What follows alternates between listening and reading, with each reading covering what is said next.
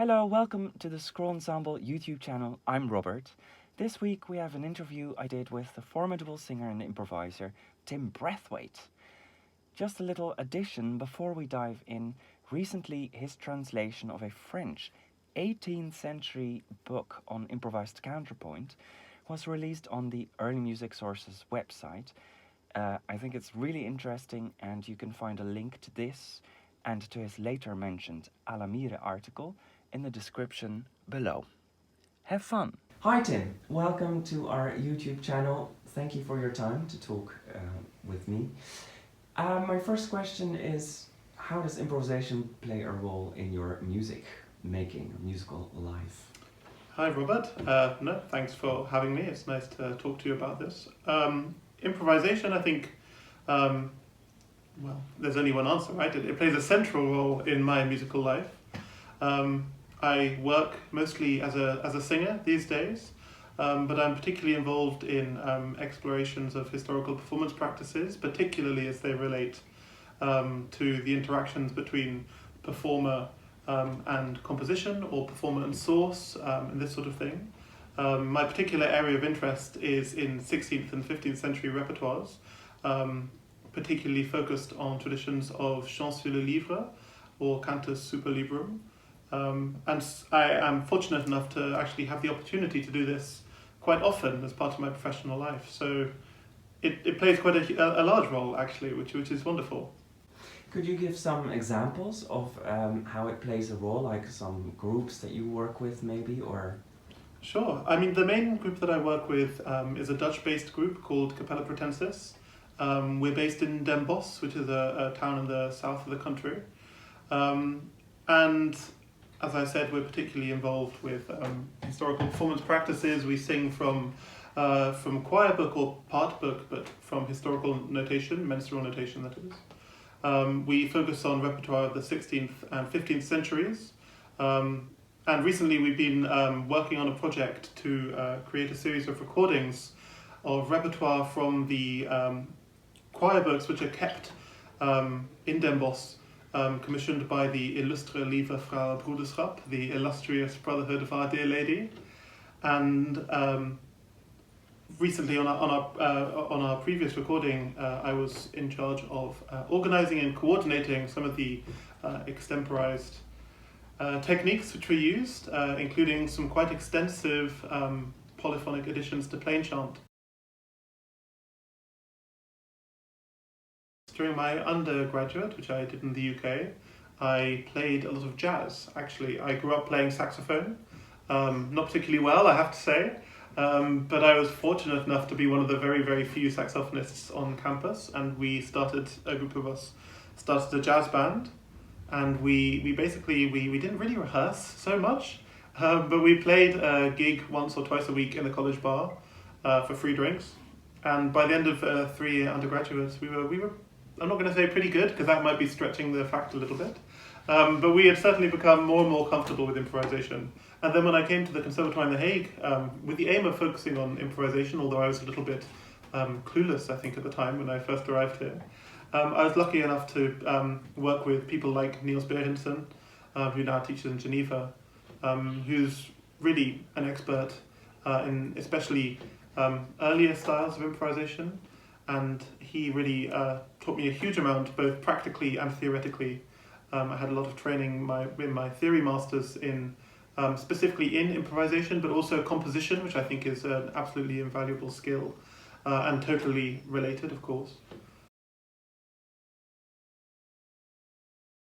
In a number of ways. I have sat down at the keyboard, and so most of the improvisation I do is specifically creating one or more voices against a cantus firmus, generally a set cantus firmus. So, for example, this Gaudeamus introit, which we worked with Capella Pretensis. I sometimes sit down at the keyboard and create other lines against the cantus firmus. Most of the time I sing.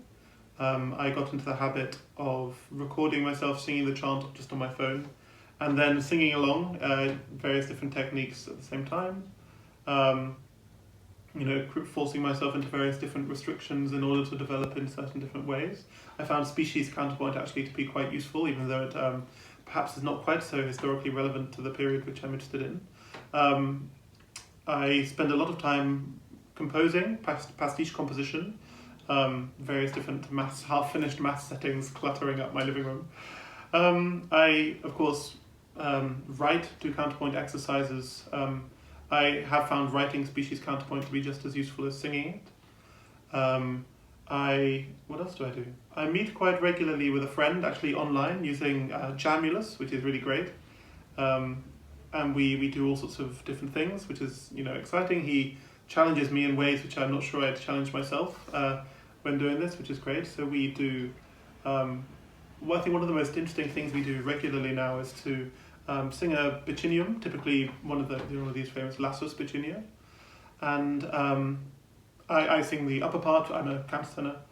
He sings the lower part, or we transpose to whatever's necessary, and then we try and, looking at just one part, typically the lower part, we try and reconstruct what was going on, looking at, for example, the entries, what sorts of imitation are possible here, what could we do, what has Lassus done here, and that sort of thing. And so the idea, of course, being that we can recreate either exactly the written part, the other written part which we're not looking at, by looking at the single part in front of us, or of course try and create other options which are viable stylistically. So I find that's a really, really interesting exercise. I'm also very passionate about the use of the Guidonian hand and historical solemnization as a tool. So I spend a lot of time, if I ever fall asleep in a conversation with somebody not very interesting, sorry, I shouldn't say that, then you might see me doing, two voices at once in my pocket, for example. Sometimes I sing a voice and do two others, or if I'm feeling adventurous, I'll record myself singing the chant, sing a voice, and then do two others, although I have to say that takes me a little bit more time. So, yeah, all that sort of thing.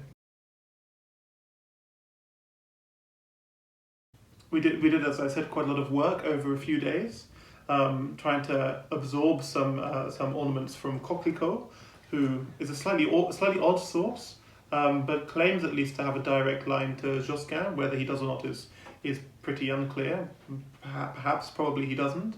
But he is, in fact, a Flemish author writing in the middle of the 16th century, who presumably received his education in the first half of the 16th century, and therefore is probably the closest thing we have to the repertoire which we were performing, which as I said, based in Dimbos.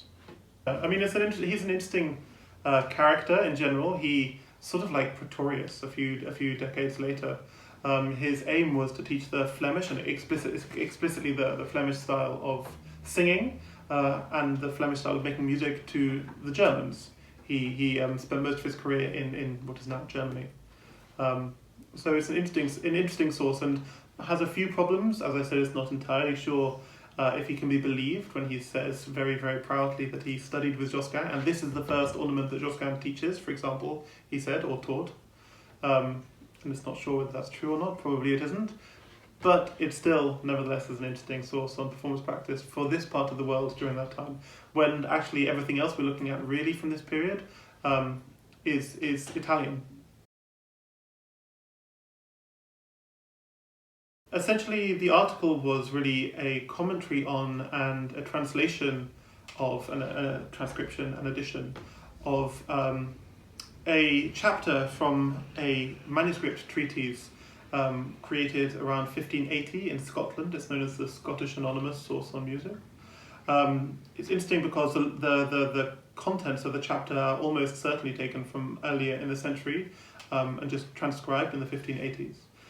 Which makes it a very, very interesting sort of mishmash. Is that the right academic word to use? I suppose so. It's a mishmash of styles. There's some later examples of musical language in the examples given, and also some earlier things as well.